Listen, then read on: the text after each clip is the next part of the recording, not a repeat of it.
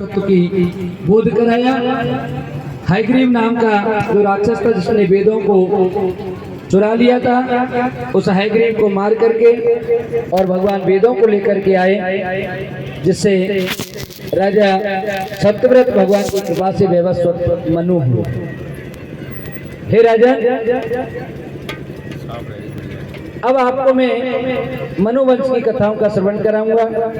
तो राजा परीक्षित कहने लगे, हे प्रभु, आपने सत्यव्रत का जो विवरण बताया है, जो मनवंतर आपने मुझे बताए, आप कृपया करके व्यवस्थित मनवंतर की जो संज्ञा नाम की पत्नी जिनसे श्राद्ध देव मनु हुए और जिसके नाम पर व्यवस्थित इस अब जिसमें हम जी रहे हैं व्यवस्थित मनवंतरे संकल्प में करते हैं ना, तो इसी व्यवस्थित मनवंतर में अभी हम चल रहे हैं। इसका नाम उसी मनु के नाम पर पड़ा। इनके इक्ष्वाकु हुए, इनके पुत्रों का आप वर्णन करके हमें सुनाइए। तब कहने लगे सुखदेव जी महाराज के, राजन, व्यवस्थित की पत्नी श्रद्धा से 10 पुत्र हुए। इक्ष्वाकु, नृग, शर्याति, देष्ट, धृष्ट, करुष, नरिष्यन, प्रसाग्र, नभग और कवि, ये 10 पुत्र।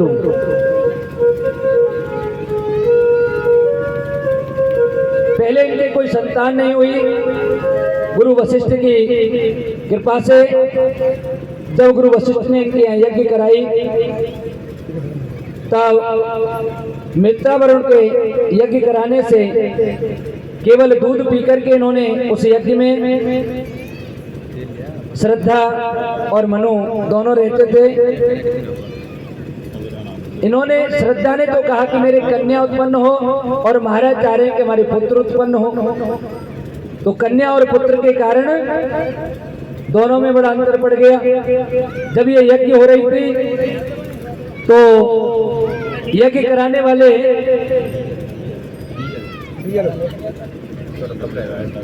कम बता रहा हूँ,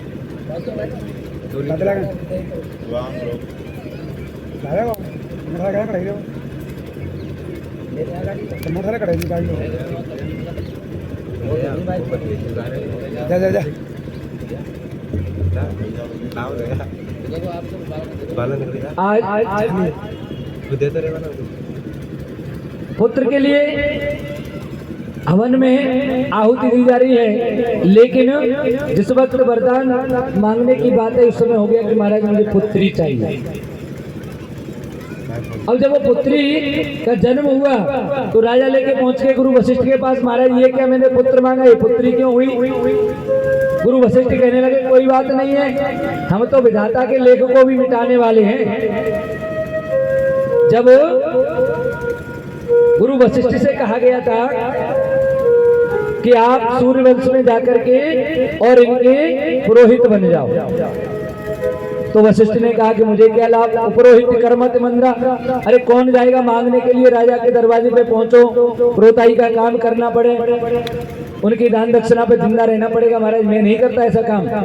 तब ब्रह्मा जी ने कहा था कि आगे चल के त्रेता युग में इनके यहाँ पर भगवान श्री हरि स्वयं जन्म लेंगे और वो आपको अपना गुरु मानेंगे, आपको भगवान का गुरु बनने का दर्जा प्राप्त होगा।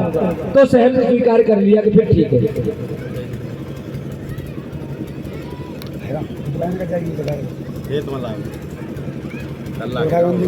तब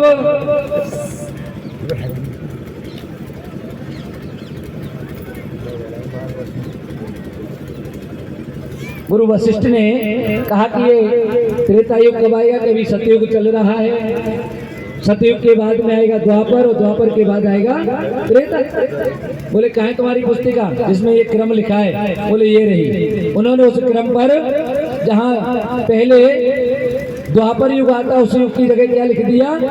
त्रेता युग। तो त्रेता युग पहले और द्वापर बाद में कर दिया। तो हम तो भगवान ब्रह्मा जी की लेखनी को मिटाने वाले हैं। पुत्री पैदा होगी तो कोई बात नहीं, अपने तप के बल से उन्होंने उस लड़की को ही लड़का बना दिया और नाम रख दिया उसका सुधम। एक दिन ये सुधम्न शिकार खेलते हुए और एक ऐसे क्षेत्र में पहुंच गया जो कि भगवान शंकर ने माता पार्वती के साथ विहार करने के लिए सुरक्षित कर रखा था।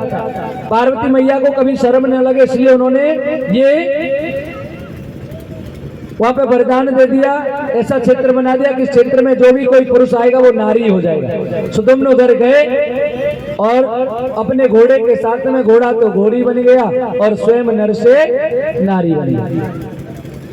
उसी वन में बृहस्पति पुत्र बुध तपस्यारत थे।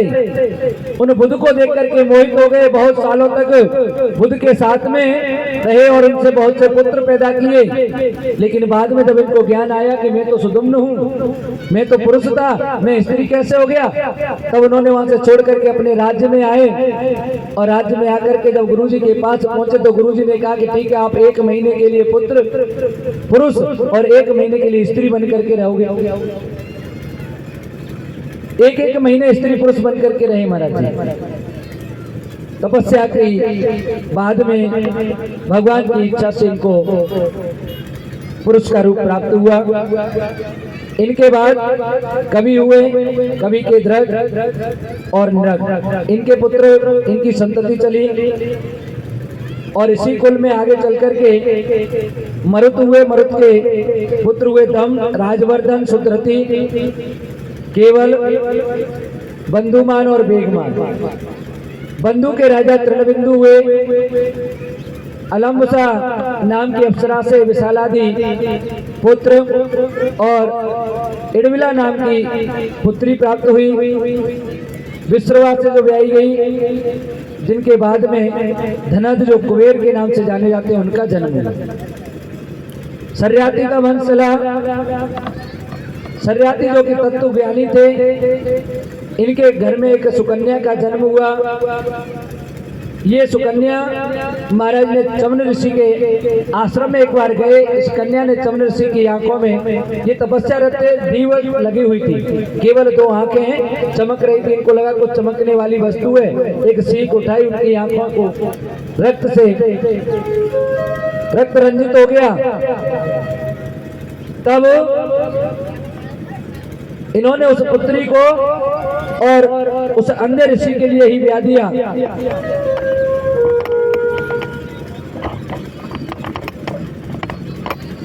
अंधे ऋषि के लिए जब ब्याया,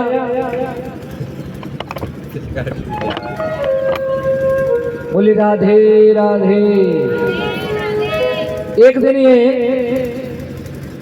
स्नान कर रही थी, उधर से अश्विनी कुमारों का आना हुआ और अश्विनी कुमारों से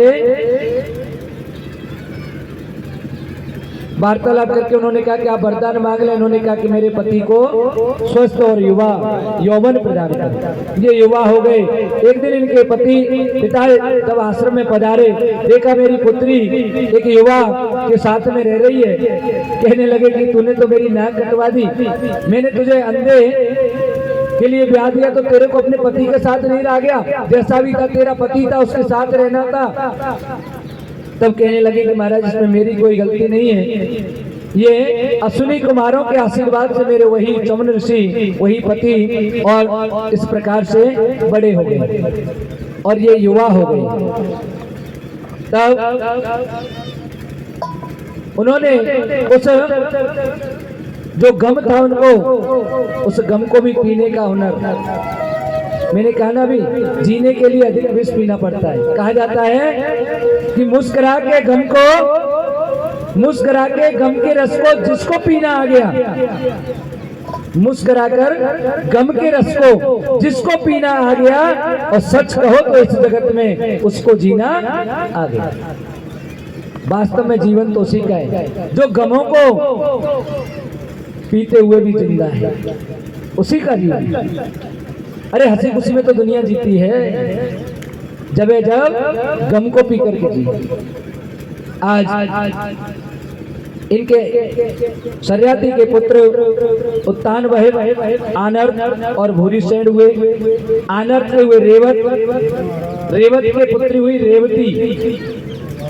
ये रेवती को लेकर के और पहुंच गए भगवान के पास। महाराज इसके लायक कोई वर बताइए। भगवान कहने लगे कि इनके लायक वर अभी नहीं है, द्वापर युग में मिलेगा। बोले महाराज इतना लंबा समय जब तक ये रहेगी तब तक तो इसकी उम्र बहुत हो जाएगी। बोले आप चिंता मत करो। द्वापर युग में रेवती मैया को लेकर के जब बलराम जी के पास आए तो बलराम जी ने अपने हल से उनको उस युग से इस युग में बुला लिया, छोटी कर लिया अपने लायक। और रेवती का विवाह बलराम जी के साथ हुआ। ये जो रेवत महाराज हुए ना,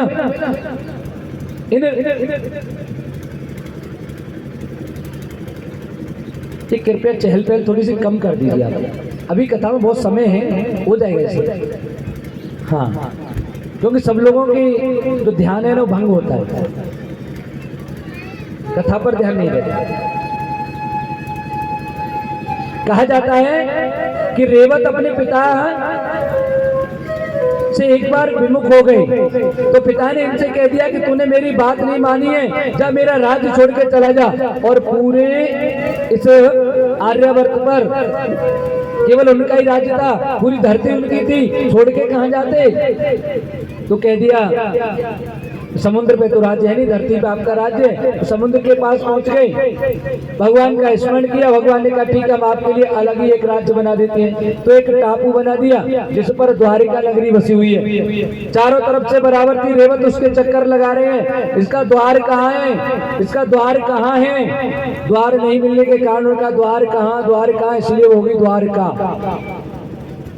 तब भगवान ने बताया कि आप जहां भी अपना एक सीधे पैर का अंगूठा आप लगा दोगे वहीं द्वार हो जाएगा।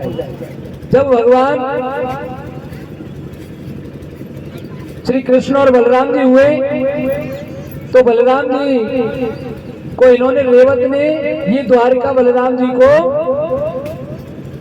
दान में दे दी थी अपनी पुत्री के विवाह में। और जब भगवान श्री कृष्ण यहाँ के राजा बने और जब रुक्मिणी के साथ विवाह होके आया तो रुक्मिणी का जो कन्यादान किया वो रेवती मैया और बलराम जी ने किया।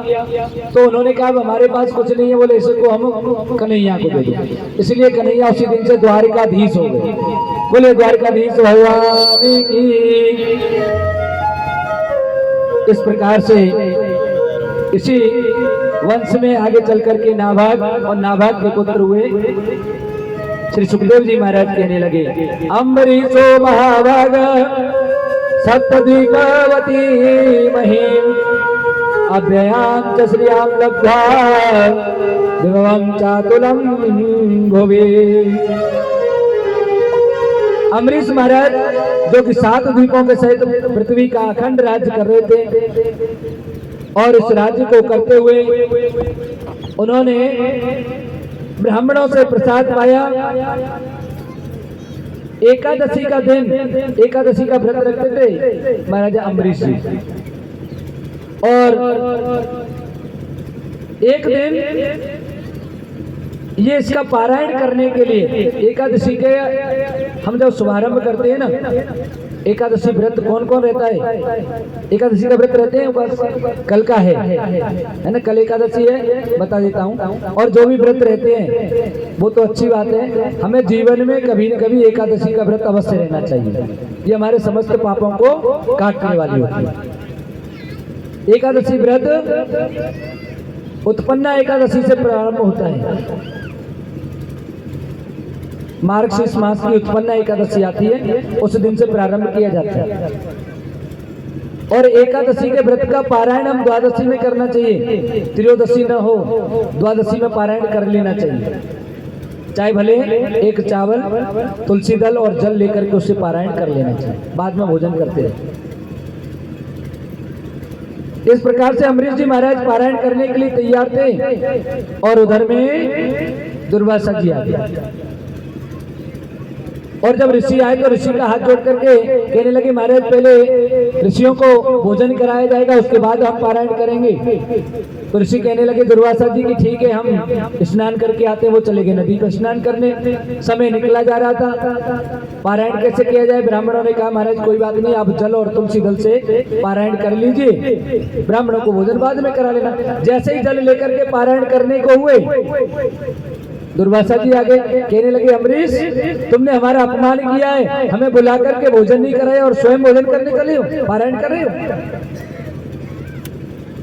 अम्बरीश को जैसे श्राप देने को हुए, अम्बरीश ने हाथ जोड़ करके महाराज क्षमा कीजिए, मैंने वैसे तो भोजन किया नहीं, जल ही तो है, जल से पारायण कर सकते हैं, ब्राह्मणों ने से कहा है, वेदों में लिखा है। नहीं आपने बहुत बड़ी गलती की है। भगवान से उन्होंने आराधना की, भगवान का सुदर्शन चक्र आ गया और दुर्वासा ऋषि के पीछे लगे। कहते 1 वर्ष तक दुर्वासा ऋषि भागते रहे, वो सुदर्शन चक्र उनके पीछे रहा और उसी एकादशी के दिन आकर के जब दुर्वासा जी आए तो उन्हीं से आकर के अम्बरीश से क्षमा मांगी कि भैया आपका ही मैं अपराधी हूँ और आप ही मुझको क्षमा करें। जब उन्होंने क्षमा कर दिया तो चक्र अपने लोक को चला गया। इसीलिए एकादशी के व्रत का बड़ा परिणाम, बड़ा फल होता है। और देखो वैसे तो कथा आज आ गई है और एकादशी वाली जो कथा है ना वो कल ही कम है। एकादशी की कथा भी बहुत अच्छी कथा है, हाँ, क्योंकि एकादशी के दिन कहेंगे तो ज़्यादा अच्छा रहेगा। जो व्रत रख करके आएंगे उन सबको एकादशी के व्रत में और उसका फल 1 गुना नहीं 10 गुना मिलेगा। क्योंकि एक तो हम मंदिर के पास में हैं, किसी भी दान का, यज्ञ का या भगवान के नाम लेने का सबसे बड़ा फल मिलता है नदी के किनारे पर करने पर, मंदिर में करने पर या किसी तीर्थ स्थल में करने पर। नदी के किनारे करें 100 गुना मिलता है, मंदिर में करें 1000 गुना मिलता है और तीर्थ स्थल पर करें तो 1,00,000 गुना मिलता है। बोलो श्री राधे, बोलो राधे राधे। इस प्रकार से मनु के पुत्र हुए इक्ष्वाकु। इस इक्ष्वाकु वंश की कथा को कहते हुए श्री सुखदेव जी महाराज कहते हैं कि एक बार छींकते हुए मनु की नाक से एक पुत्र इक्ष्वाकु की उत्पत्ति हुई और इस इक्ष्वाकु के 100 पुत्र हुए, जिनमें विकुच, निमि और दंडक ये प्रमुख रहे। निमि महाराज की कथा आती है। देखिए मैंने कल भी कहा और आज फिर कह रहा हूँ, हरे अनंत हरि कथा अनंत। भागवत जी न तो 9 दिन में पूरी होने वाली, न 11 दिन में, न 21 दिन, 1 महीने चलेगी तो शायद कहीं कहीं ऐसा लगेगा कि आज हमने भागवत जी पूरी सुनी, लगभग, पूरा नहीं कह सकता हूँ। इसलिए थोड़ा दर्श वर्श करते हुए हम कथाओं को आगे बढ़ा रहे हैं, क्योंकि आज कन्हैया जी का जन्म भी करना है और 4 बज चुके हैं। 5 बजे तक अभी भगवान राम की कथा भी आएगी। अब हम उसी इक्ष्वाकु वंश में आगे जिसमें भगवान श्री राम का जन्म है, वही सूर्यवंश की कथाएं चल रही हैं। इक्ष्वाकु के विकुच हुए, इनका श्रद्धा से श्राद्ध के लिए इनको पशु लेने के लिए भेजा कि आप जाइए पशु लेकर आओ, लेकिन भूखे होने के कारण इन्होंने उसको झूठा कर दिया। वशिष्ठ जी ने मांस को झूठा देख करके कह दिया कि आपने इसको झूठा कर दिया है। कुपित हो गए इक्ष्वाकु और उनको राज्य से निकाल दिया। महाराज निमि को शासन दिया। निमि महाराज एक बार गुरु वशिष्ठ जी के पास गए, कहने लगे महाराज मुझे 5000 वर्ष तक यज्ञ करना है, आप मेरे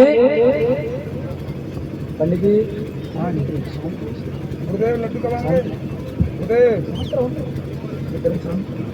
गुरु जी और लड्डू कब आएंगे?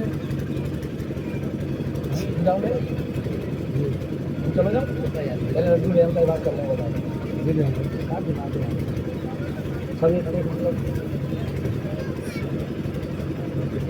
कहने लगे महाराज मुझे 5000 वर्ष तक चलने वाली यज्ञ करनी है। गुरु वशिष्ठ कहने लगे कि मैंने तो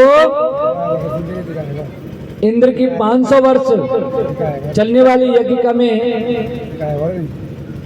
पुरोहित बन चुका हूँ, इसलिए हे महाराज आप रुक जाओ, 500 वर्ष उनकी यज्ञ करा के लौट के आ जाऊंगा, उसके बाद तुम्हारी यज्ञ प्रारंभ कर दूंगा।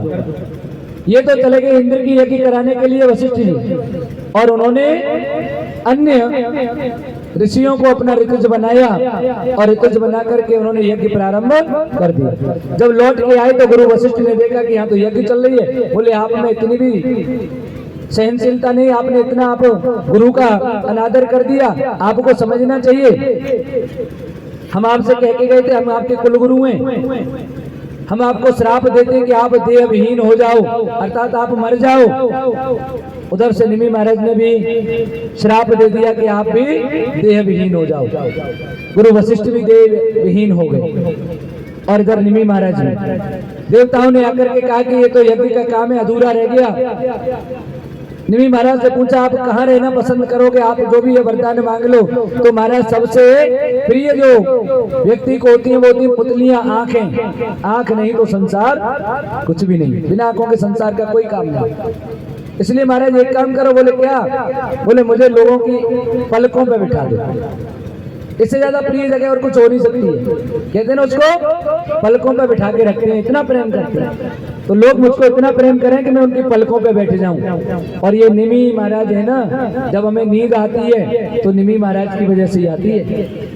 बोलो श्री राधे, जोर से बोलिए राधे राधे।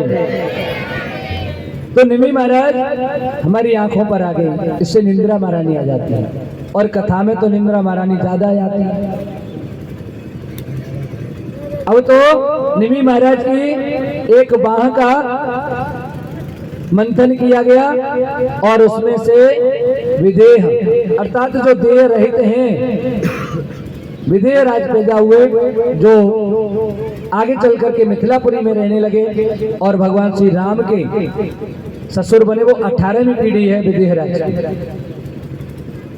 इधर इसी वंश में महाराज सगर हुए। सगर का मतलब होता है, गर कहते हैं जहर को। ये जब अपनी माँ की गर्भ में थे तब इनकी अन्य सौतेली माओं ने उसको दूध में जहर पिला दिया और उस जहर के साथ ही सगर का जन्म हुआ। जहर के साथ जन्म होने के कारण इनका नाम रखा गया सगर। इन सगर के 60,000 पुत्र हुए। 60,000 पुत्रों में जब इन्होंने अश्वमेघ यज्ञ किया तो कपिल मुनि के आश्रम पर इनका जो अश्वमेघ का घोड़ा था उसको इंद्र ने चुरा करके बांध दिया। ये 60,000 वहां पर जब ऋषि के आश्रम में पहुंचे, उन्होंने उनकी आंखें खुलते से ये सब भस्म हो गए। महाराज को पता लगा गंगा नदी के आने से इनका उद्धार होगा, तो गंगा को लाने के लिए बहुत तपस्या की गई। आगे चलकर इस कुल में तीसरे नंबर पर भागीरथ हुए। भागीरथ ने तपस्या की, माँ गंगा को लाने के लिए मना लिया। मैया कहने लगी मेरा बेग कौन झेलेगा। शंकर भगवान को मनाया और शंकर भगवान ने अपनी जटाओं में माँ गंगा को धारण कर लिया। एक लट छोड़ दी, जो आज भी पतित पावन माँ गंगा महारानी यहाँ पर पृथ्वी लोक पर विचरित है। बोले गंगा महारानी की जय हो। भागीरथ के लाने के कारण इसको भागीरथी भी कहा जाता है।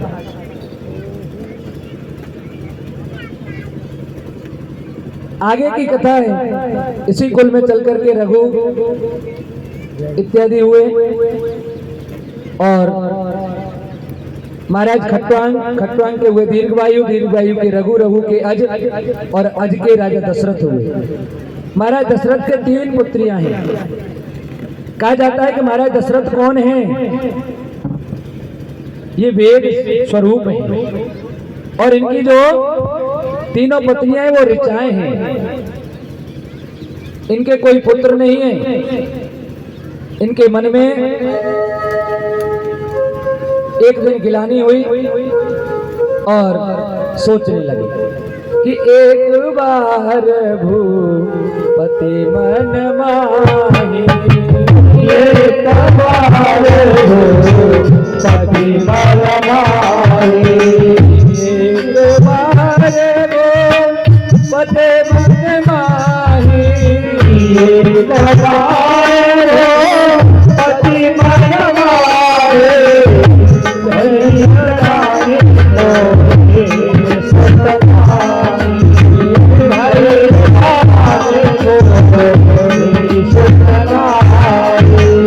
गुरु कह गया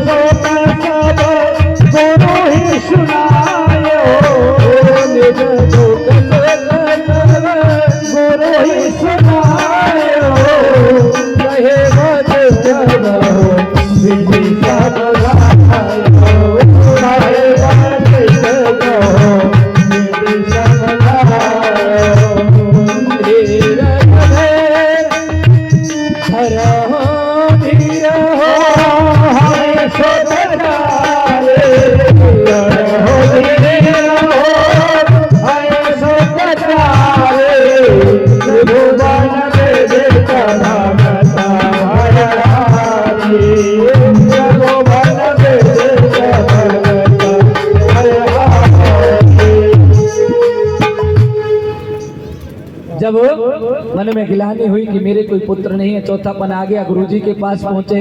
गुरुजी से जाकर के जब सब कुछ कहा तो देखो गुरु क्या होते हैं, गुरु हमें ज्ञान ही नहीं देते, हमारा सब कष्ट भी हर लेते हैं।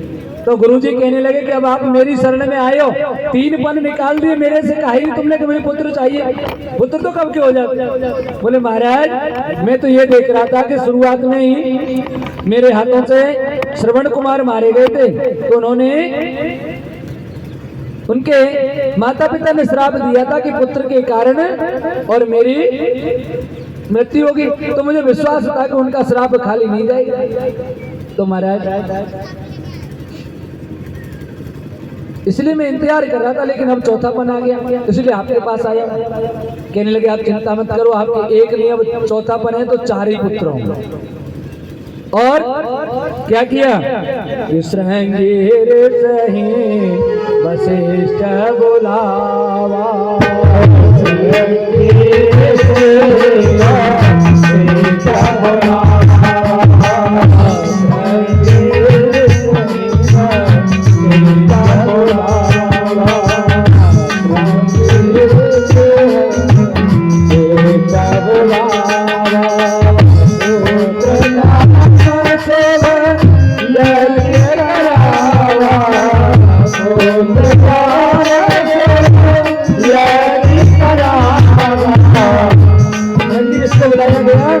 और पुत्र कामेश की यज्ञ चल रही है।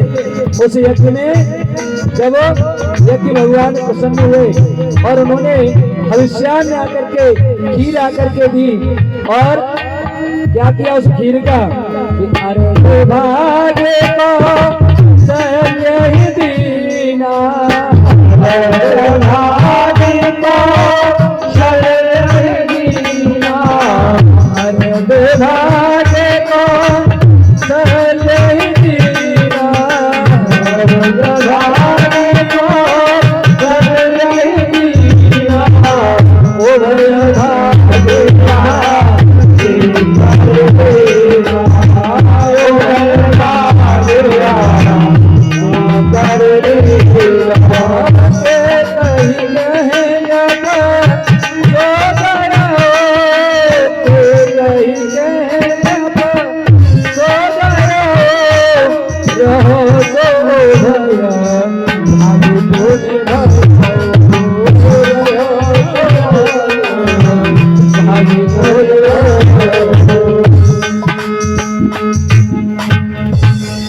से पहले आधा आधा कर दिया, कौशल्या को दिया और मैया केकई को दे दिया, और उसके बाद माता सुमित्रा को दिया।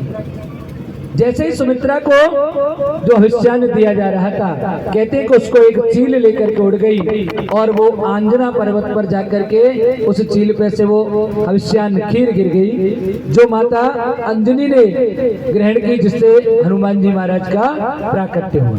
ऐसा आता है कथाओं में। और बाकी दूसरी कथा तो हनुमान जी की है ही, शंकर स्वयं केसरी नंदन, वो अलग कथा। और इधर में फिर दोबारा से माता कौशल्या ने और कैकेयी ने अपने अपने भाग में से दोनों ने आधा आधा कर करके सुमित्रा को दिया है। इसीलिए सुमित्रा महारानी के 2 पुत्र बताए। और विविध रामायण में अलग अलग कथाएं आती हैं। कहीं पर कथा आती है कि कैकेयी के 2 पुत्र थे, सुमित्रा मैया के अकेले थे। निज जननी के एक कुमारा, राम जी भी कह रहे हैं जब उनको शक्ति लगती है तब तो एक ही कुमार, एक ही पुत्र है। भरत और शत्रुघ्न दोनों अपने मामा के यहाँ गए हुए थे, तो इसका मतलब ये कि भरत शत्रुघ्न दोनों भाई भाई ऐसा आता है। और कई जगह पर जो जैसा, कई अलग अलग ऋषियों के, अलग अलग संतों के अलग अलग मत हैं। धीरे धीरे करके समय व्यतीत हुआ और भगवान की प्राकट्य का समय आया। नौमी तिथि मदो मास पुनीता, नौमी तिथि मदो मास पुनीता,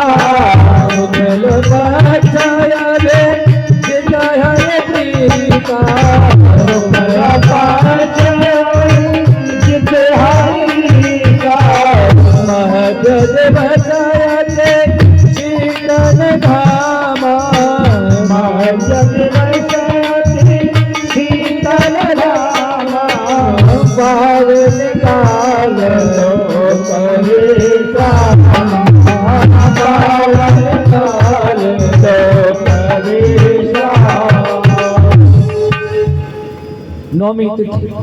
नौमी की तिथि है, मधुमास कहते हैं, चैत्र मास, और बड़ा ही पुनीत महीना है, शुक्ल पक्ष है, अभिजीत मुहूर्त है। इसी समय पर भगवान मैया के सामने आ जाते हैं। दिन के मध्य दिवस 12 बजे हुए हैं, न तो ज्यादा गर्मी पड़ रही है और न ज्यादा ठंडक है, बड़ा ही अच्छा समय है, अभिजीत मुहूर्त है।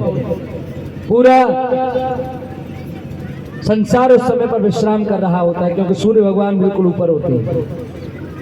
तो विप्रद है नुचुर संत हित और लीन मनोज अवतार, निज इच्छा निर्मित तनु सुमाया गुण गोपाल। साधु संत विप्र ब्राह्मण लोग गायों की रक्षा के लिए भगवान ने ये मनुष्य का रूप धारण किया है। माता कौशल्या के सामने चतुर्भुज रूप धारण करके आ गए। एक बार ये मनु और शत्रुपा जब थे तब इन्होंने बड़ा तप किया था। तब भगवान ने इनके पास आकर के कहा था कि आप मांग लो, तो कहा कि आप हमें अपने जैसा पुत्र दे दो। बोले मेरे जैसा तो मैं ही हूँ, ठीक है मैं आ जाऊंगा आपके यहाँ। भगवान आगे चतुर्भुज रूप में। कौशल्या मैया कहने लगी आपसे बाप बन के आने को नहीं कहा था हमने, बेटा बन के आने को कहा था। तो बोले मैया मैंने कभी जन्म लिया नहीं है, मुझे पता नहीं, आप बताओ कैसे बेटे बनते हैं। सुन बचन सुजाना रोदन ठाना, वही बालक स्वरूप। मैया ने कहा कि पहले बालक बनो, छोटे बन गए। बोले अभी भी 4 हाथ है, कोई डर जाएगा। हाथ 2 गायब हो गए। छोटे से बालक बन के और रुदन करने लगे। और जब रुदन किया तो सबको पता चल गया कि दशरथ जी के यहाँ पर भगवान श्री राम का प्राकट्य हो गया है। ये एक बधाई है।